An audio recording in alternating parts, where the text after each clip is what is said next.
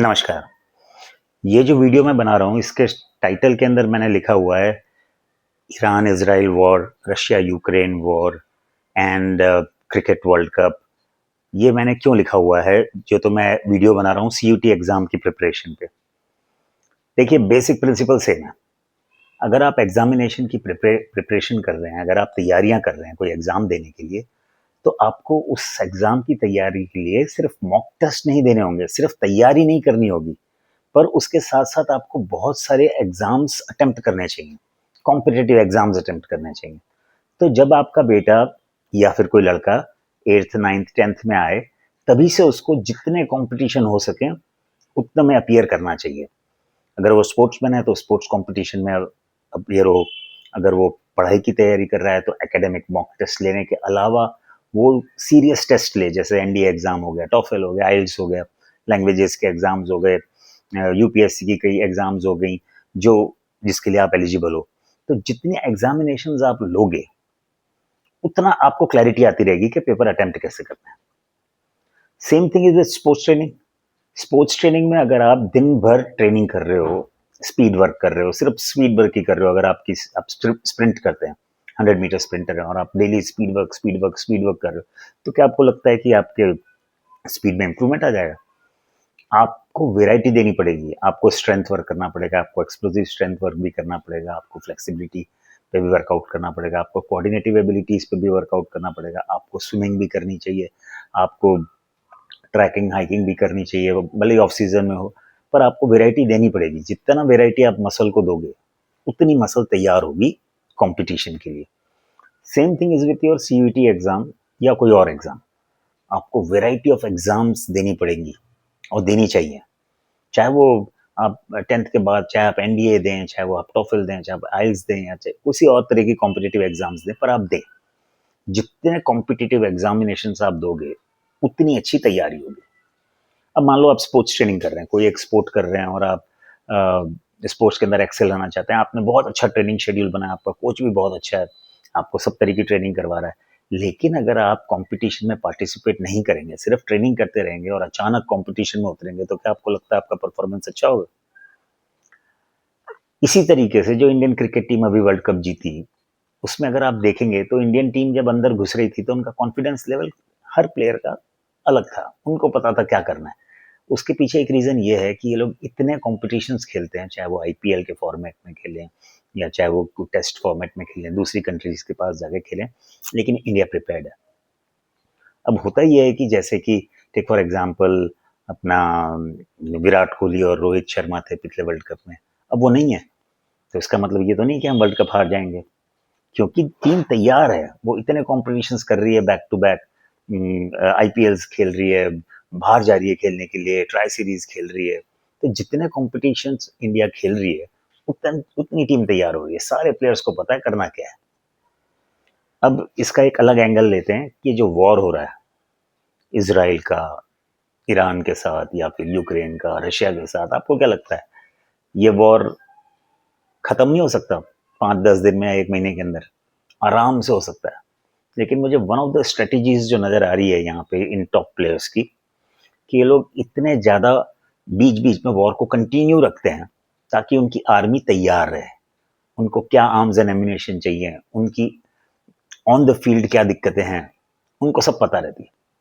अब इज़राइल इतनी छोटी-सी कंट्री है, लेकिन उसकी army is one of the best armies on the world, on the globe, on the earth. They are known for their Mossad, उनकी जो एजेंसी है, सीक्रेट एजेंसी है, उनकी जो प्रिपेयर्डनेस है उनके सोल्जर्स की, वो इसलिए है क्योंकि वो लड़ाई कंटिन्यूअसली लड़े जा रहे हैं।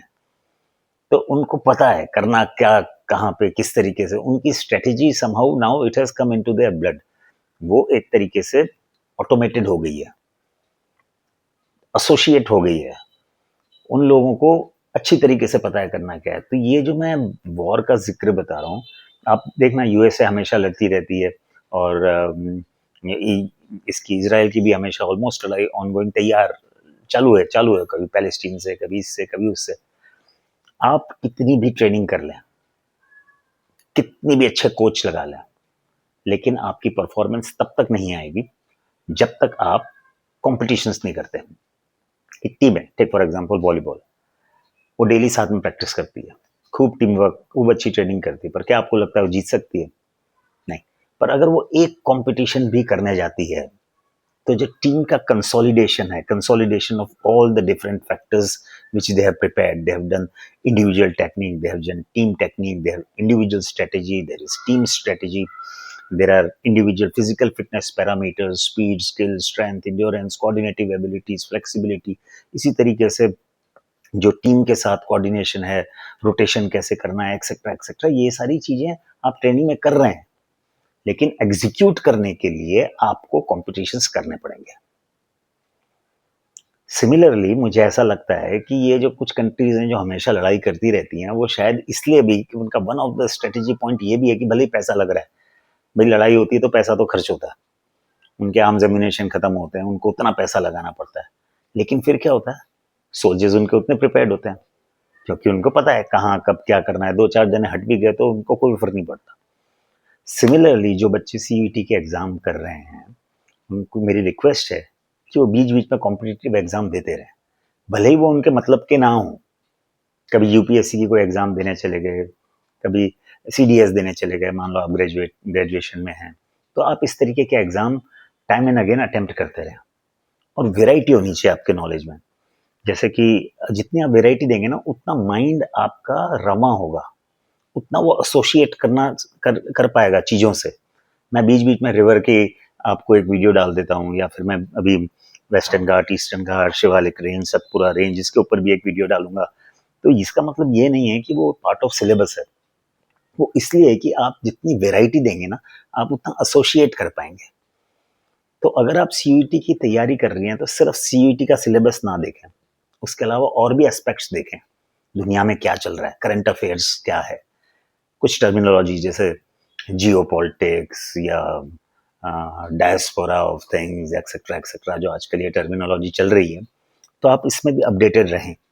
भले ही आप तैयारी करें, बैठ के मॉक टेस्ट भी ले रहे हैं सीयूईटी की सारी चीज़ें, पर आप जो करंट अफेयर्स हैं और दुनिया में क्या क्या चीज़ें चल रही हैं, उसके बारे में भी जानकारी रखें। तो पेरेंट्स से भी ये रिक्वेस्ट है कि अपने बच्चे छोटे से जब बड़ा हो रहा है ना, तो उसको एक्सपोजर दें, चाहे वो पब्लिक स्पीकिंग का एक्सपोजर दें, एक आध एग्जाम्स वो अटेम्प्ट करते रहें, उसके अलावा वेराइटी ऑफ सब्जेक्ट्स पे पढ़ाई करें। ये नहीं कि सिर्फ साइंस कर रहा है तो साइंस ही कर रहा है, कॉमर्स कर रहा है तो कॉमर्स कर रहा है, उसके अलावा भी उसको वेराइटी ऑफ टॉपिक्स के बारे में जानकारी होनी चाहिए। तो भाई simple as that, if you want to excel in certain field, you will have to attempt several competitions in that field or similar fields. This is all related to association. So अगर आप next year CUET की exam दे रहे हैं, then make sure that at least 5 to 7 competitions a year minimum. इतना भी नहीं होना चाहिए कि आप एग्जॉस्ट हो जाओ या बर्न आउट हो जाओ, but you should be able to attempt so many competitions. जब आप ये कर लेंगे ना, तो जब आप एक्चुअली अटेम्प्ट करने जाएंगे आपका मेन कॉम्पिटिशन, तो आपको सारी चीज़ें पता होंगी, ब्लैक एंड वाइट क्लैरिटी होगी। तो मेरा यही रिक्वेस्ट है आपसे है कि कंपटीशन से बचे ना, खूब कॉम्पिटिशन्स करें, चाहे वो स्पोर्ट्स में तो स्पोर्ट्स कॉम्पिटिशन्स करें, चाहे वो एग्जाम्स अटेम्प्ट करें तो एग्जाम्स अटेम्प्ट करें। जितना एक्सपोजर होगा उतनी स्ट्रॉन्ग टीम होगी, उतने वर्ल्ड कप आप जीतते रहोगे, और उतनी आपकी जो आर्मी नेवी जो सर्विसेज हैं वो उतनी स्ट्रॉन्ग होगी जितने ज़्यादा आपको एक्सपोजर होगा। तो मेरा यही रिक्वेस्ट है आपसे, फिजिकल एजुकेशन वाले बच्चों से, कि सिर्फ अपने आप को फिजिकल एजुकेशन तक सीमित ना रखें या सिर्फ स्पोर्ट्स तक सीमित ना रखें, वेरियस कंपटीशन में पार्टिसिपेट करें, अलग अलग करंट अफेयर्स के टॉपिक पे नज़र मारते रहें। तो वीडियो देखने के लिए लास्ट तक बहुत बहुत धन्यवाद। नमस्कार।